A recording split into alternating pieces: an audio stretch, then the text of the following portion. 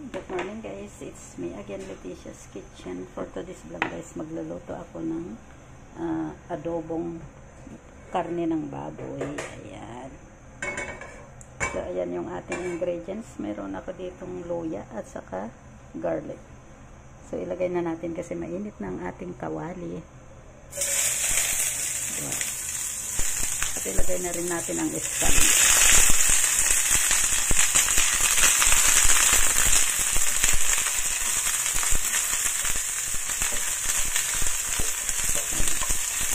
I-fry lang natin yan hanggang sa lumabas yung aroma ng ating ingredients.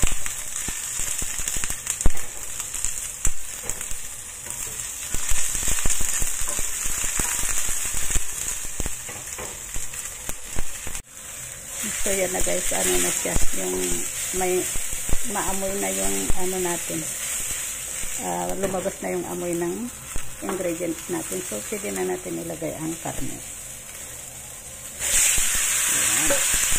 Ito yung ano, yung 3 layer na po. Ayan. I-slice ko na yan ng manipis. Para pagkatapos maluto ay diretso lang yan. Ganyan lang pala kahaba yung ano niya. Ganyan lang. So i-fry lang muna natin sandali lang hanggang sa mawala yung kulay red. Yung kulay ng karne. Para mawala yung lansa. Hindi malansa. Pag hindi na i-fry kasi ay malansa. So, yan. Ulit pa rin lang natin.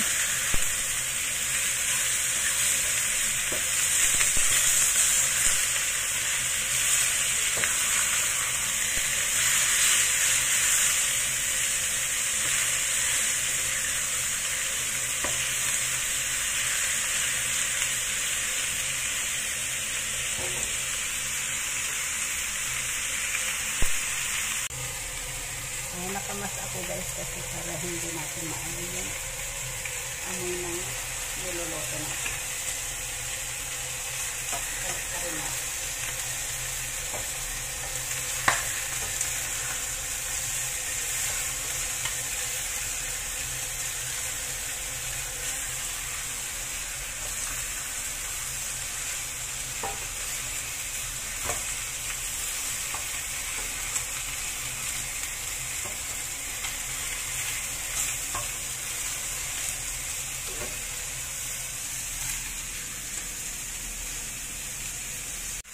So ngayon guys, maglalagay na ako ng water. Ito yung water natin.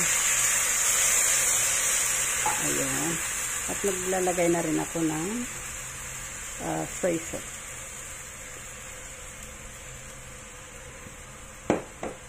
And then sugar.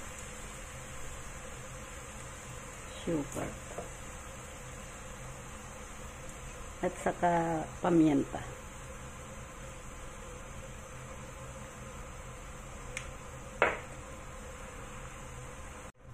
Maglalagay din ako dyan guys ng star anise. Ang gamit ko ay yung mga powder na lahat. Star anise, mountain pepper,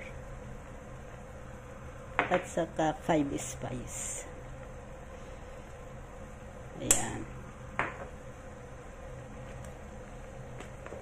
So pakuluan lang natin yan hanggang sa maluto siya. Mga ano yan, 20 minutes.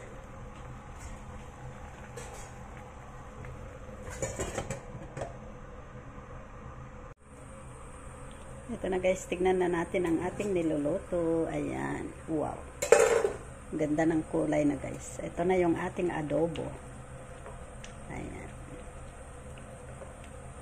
Wow. Ang ganda na ng kulay. So, ayan lang guys. Lagay lang muna natin yan. Hindi pa yan luto.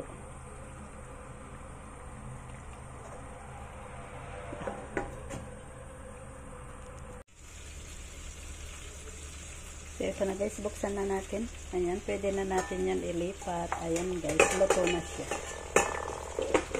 Ayan, luto na yung ating adobo. So, pwede na natin i-serve. So, ilagay lang natin doon. Sa plato, ayan, mag-serve na tayo. So, ayan guys. Wow, ang ganda ng kulay.